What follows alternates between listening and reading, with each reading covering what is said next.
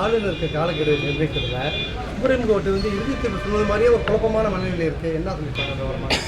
ஆளுநருடைய வரைமுறை என்ன, அதிகார துஷ்பிரயோகம் என்ன என்பதையெல்லாம் பல்வேறு வழக்குகள் தொடுக்கப்பட்டு பிற மாநிலங்களும் இந்த பிரச்சனையில் தமிழ்நாடு தான் எங்களுக்கு தாய் வீடு என்று கேரள மாநிலங்கள் உட்பட அரசின் சார்பில் வழக்கு தொடுக்கப்பட்டு, தனிநபர் அல்ல. இன்றைக்கு உச்சநீதிமன்றத்துடைய தீர்ப்பு, ஒரு மாநிலத்தில் 2 அதிகார மையம் கிடையாது, சட்டமன்றம் கூடி அமைச்சரவை என்ன முடிவெடுத்து அறிவிக்கிறதோ அதற்கு தான் ஆளுநர் ஒப்புதல் தர வேண்டும், அதுதான் உச்சநீதிமன்றத்துடைய தீர்ப்பு என்று ஆளுநர் RN ரவி தலைமையில் மாபெரும் சம்மட்டி அடியை உச்சநீதிமன்றம் கொடுத்திருக்கிறது.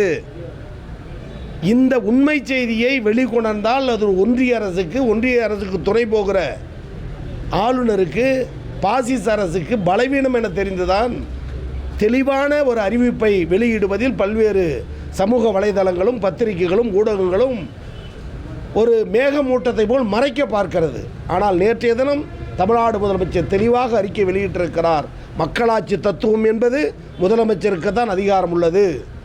ஒருவேளை இந்த தீர்ப்புக்கு பிறகும் ஆளுநர் நீங்கள் சொல்லுவதை போல் குழம்பிய நிலையில் இருக்கிறேன் என்று பித்தலாட்ட செயலை செய்வாரேயானால், சட்டத்தின் தீர்ப்புப்படி தெளிவுபடுத்தி மாநில முதலமைச்சருக்குத்தான் முழு அதிகாரம் உண்டு, அது துணைவேந்தரை நியமிப்பதாக இருந்தாலும் சரி, பல்கலைக்கழகங்களை கொண்டு வருவதற்கு முழு ஆதரவு தர வேண்டிய சூழலாக இருந்தாலும் சரி, அமைச்சரவை எந்த தீர்மானம் கொண்டு வருகிறதோ அதற்கு ஒப்புதல் தர வேண்டிய கடமைதான் ஆளுநருக்கு உண்டு என்பது தெளிவாக தந்திருக்கிறது.